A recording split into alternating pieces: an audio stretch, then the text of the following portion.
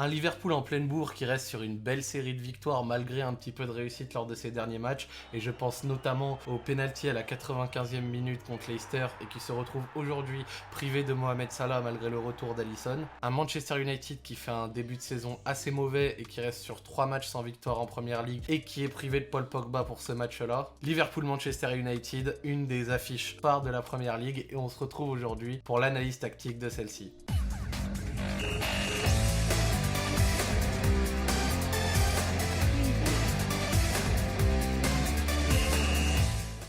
Au niveau des compos, on peut voir un dispositif assez classique du côté de Liverpool. Un 4-3-3 sans grande surprise quand on prend en compte le fait que Mo Salah n'est pas là, qui est remplacé par Divock Origi au pied levé. Alors il n'y a pas grande surprise. Au milieu, un milieu à 3 qui a été déjà utilisé des tonnes de fois. Wijnaldum, Henderson et Fabinho. Pas de surprise en défense ni ailleurs sur le terrain. C'est du grand classique. Par contre, côté Manchester United, un dispositif assez audacieux utilisé par Solskjaer, ce 3-4-1-2 qui peut se transformer en 5-3-2 en phase défensive, et on va voir que l'animation de celui-ci a posé pas mal de problèmes aux hommes de Jürgen Klopp. Car dans cette première mi-temps, je dirais que globalement, United a été l'équipe la plus en vue. Au niveau de leur principe de jeu, ça a été assez simple à voir leurs intentions et comment celles-ci ont fonctionné. Leur principe mêlait en gros des longs ballons, une prise haute des latéraux de Liverpool par les deux pistons Wan-Bissaka et Young, un individuel de Pereira sur Fabinho afin de court-circuiter la relance de Liverpool. Et au total, quand je vous parle de longs ballons, on peut noter que 20% des passes de Manchester United étaient des longs ballons. Et pour vous donner un petit peu de contexte au niveau de celle-ci, une équipe comme Burnley, qui est connue en Première Ligue pour pratiquer beaucoup de longs ballons, pratique en moyenne 15% de longs ballons. Dans ces passes-là, on est sur du 20%. Donc c'est pour vous dire que c'était réellement un plan de jeu et une volonté de Manchester United et de Solskjaer de pratiquer ces derniers. Pourquoi, vous allez me dire? Tout simplement parce que pratiquer des longs ballons permettait de passer outre une des forces de Liverpool qui est le pressing, et notamment le pressing à la perte de balle. Et quand dans ton équipe tu n'as pas des joueurs qui sont hyper fins techniquement ou des circuits de passe bien en place, tu peux être très perturbé par un pressing aussi fort que celui des hommes de Klopp. Et avec ces longs ballons du coup, et en misant sur un des atouts de ton dispositif et deux de tes attaquants, James et Rashford, qui avaient comme consigne de multiplier les courses pour pouvoir être trouvés derrière par les défenseurs, les latéraux ou les milieux qui pouvaient du coup sauter en fait des lignes pour essayer de les trouver directement et court-circuiter ce pressing. C'est comme ça que grosso modo Manchester United a existé et a chopé la plupart de ses occasions en première mi-temps. Là où la défense à 3 avec ses deux pistons placés haut a été efficace, ça a été dans la volonté de brouiller les relances de Liverpool.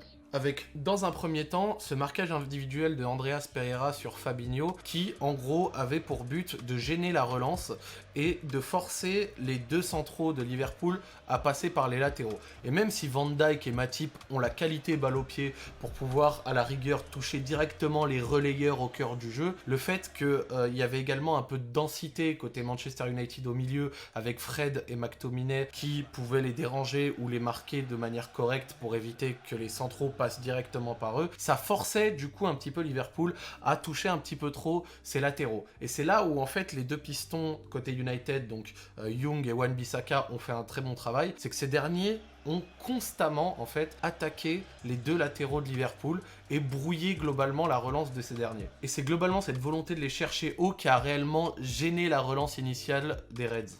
Et pour revenir sur les longs ballons, on a pu remarquer à plusieurs moments en première mi-temps McTominay qui donnait comme consigne à ses coéquipiers de jouer directement long, de ne pas essayer de faire du jeu court, de passer par eux. On peut interpréter ça un petit peu comme un signe de peur parce qu'effectivement McTominay avait un petit peu Wijnaldum juste à côté de lui et un pressing de ce dernier aurait pu résulter sur une perte de balle et sur un but. On connaît Liverpool. Perte de balle, transition rapide, but, c'est un petit peu un de leurs classiques et ça a marché. Car c'est pas sur un long ballon mais sur une action, je dirais un petit peu litigieuse, je sais pas s'il y a faute ou s'il y a réellement ou s'il n'y avait rien, mais en tout cas ça va marcher. Pourquoi? Parce que sur l'action du but, donc 34e minute, faute ou non de Origi, mais ça permet à McTominay de récupérer le ballon. James qui lance encore une fois une de ses courses, alors il en a fait tellement sur cette première mi-temps avec Rashford, qui lance sa course et puis derrière il n'a plus qu'à distribuer un bon centre On peut voir sur l'action Rashford qui fait un superbe appel contre appel pour enrhumer Matip. 1-0 United,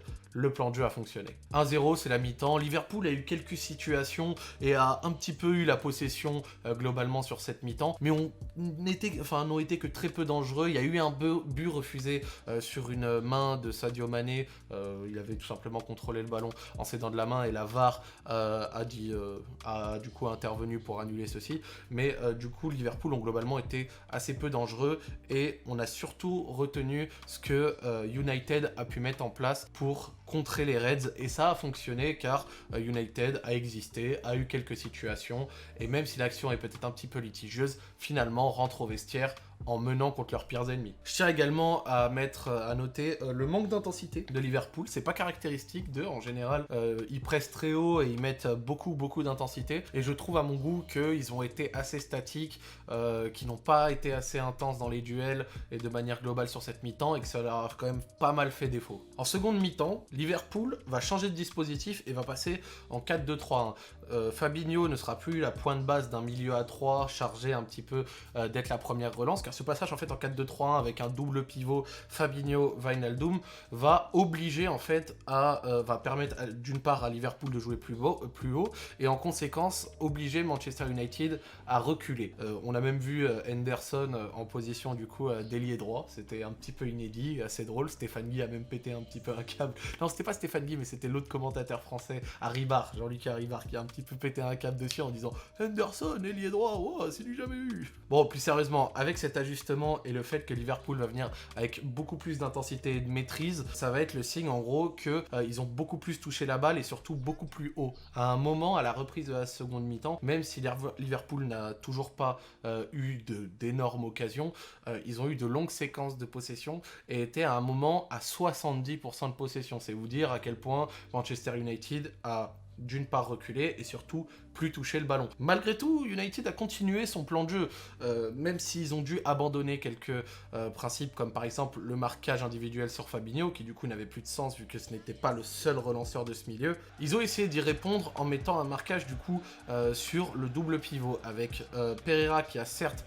lâché Fabinho, mais qui a du coup cadré le milieu avec Pereira sur Wijnaldum, Fabinho qui était pris par Fred et McTominay derrière qui essayait de prendre Firmino ou Mané selon que l'un des deux permutait ou non. Cependant, United a eu un bloc très compact et Liverpool a eu énormément de difficultés à créer quelque chose et s'est montré d'ailleurs très prévisible et très neutre dans sa production offensive au point que ça a été un signe assez révélateur.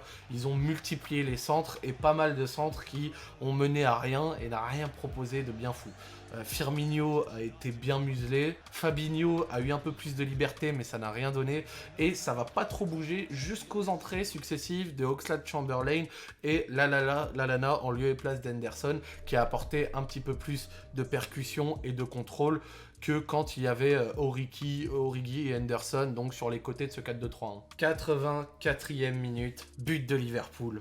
Wow, le drame. Après avoir assiégé la surface de Manchester United pendant globalement, on va pas se mentir, toute la mi-temps. Globalement sur toute la mi-temps, United très compact, a accepté de reculer, a pressé moins haut. Liverpool plus de maîtrise avec des entrées comme je vous l'ai dit qui les ont aidés.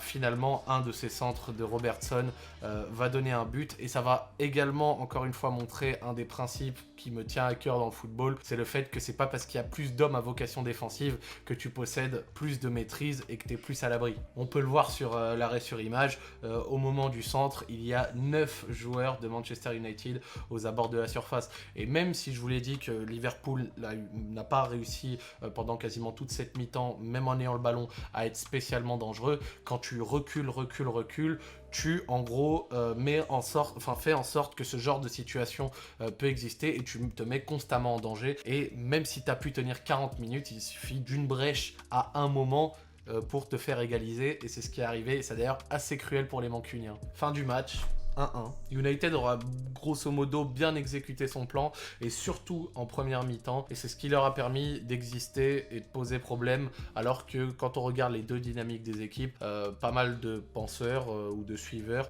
pensaient du coup que Liverpool allait totalement détruire Manchester United et que ces derniers n'avaient pas existé. Leur plan leur a permis de leur tenir plus que tête, mais le fait qu'ils aient reculé en seconde leur a un petit peu tiré une balle dans le pied. Après, je peux comprendre que c'était difficile de maintenir une telle intensité, un tel rythme et un plan de jeu aussi audacieux sur 90 minutes, surtout face à une équipe de Liverpool qui a bien répondu. Au final, on l'aura vu avec ce 4-2-3-1 en deuxième mi-temps, passage de Lallana, enfin l'entrée de Lallana, parce que du coup c'était le passage de Henderson avant, et l'entrée également de Oxlade-Chamberlain, qui ont permis d'apporter un petit peu plus de maîtrise, qui ont eu beaucoup la balle au pied, même s'ils ont été assez neutres. C'est cette pression constante en fait sur le but mancunien qui a permis d'apporter ce but issu un petit peu d'un cafouillage, quoi. Et c'est tout ça qui a permis à Liverpool de jouer plus haut et d'en arriver là. Et une des questions du coup au final, c'est est-ce que Solskjaer a bien fait d'accepter que son équipe recule autant et de laisser cette domination territoriale totale à Liverpool, parce qu'en acceptant encore une fois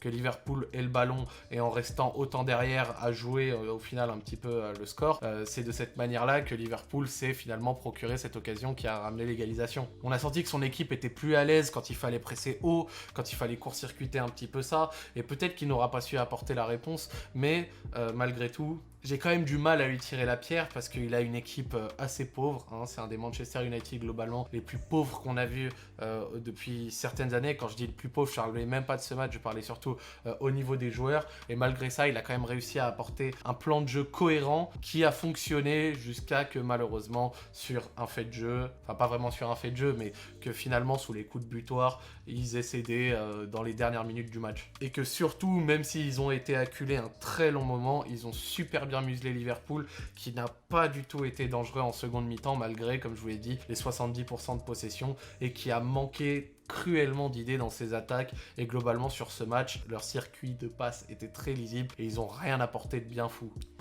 Au final, ce match a été assez pauvre en occasion.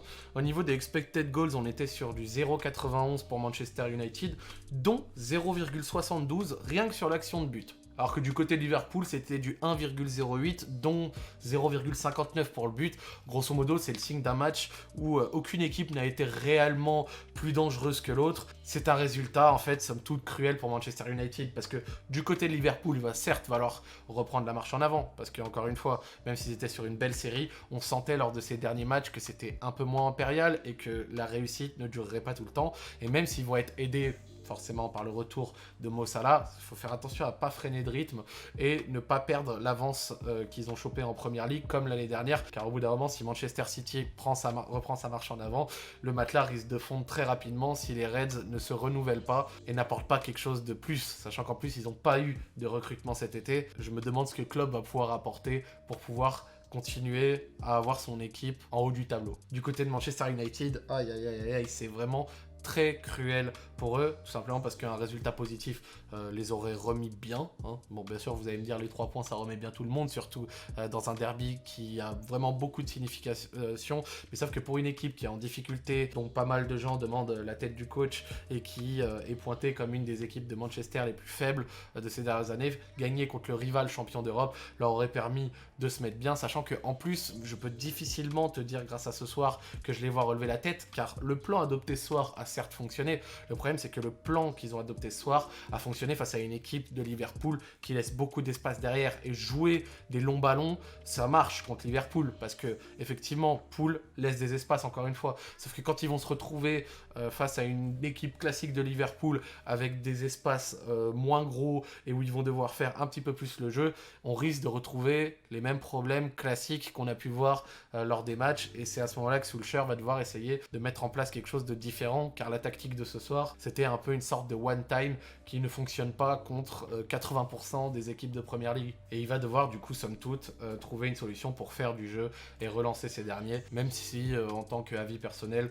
vu la dynamique récente de Manchester United, je le vois mal s'éterniser là-bas malgré ses bons débuts de l'hiver dernier. Voilà, c'est tout pour cette analyse, c'est la toute première. On a essayé d'être complet mais à la fois un petit peu court pour que le format se laisse regarder. Je remercie Youssef et Yanis qui sont mes deux acolytes dans cette chaîne et qui m'ont apporté leur analyse tactique, qui m'ont aidé à compléter tout ça. Je vous invite à vous abonner à leur Twitter qui sont dans la description. N'hésitez pas si vous voulez qu'on analyse un des matchs à arriver, s'il y a des conseils ou des choses que vous voulez apporter sur le format et qu'on pourrait améliorer.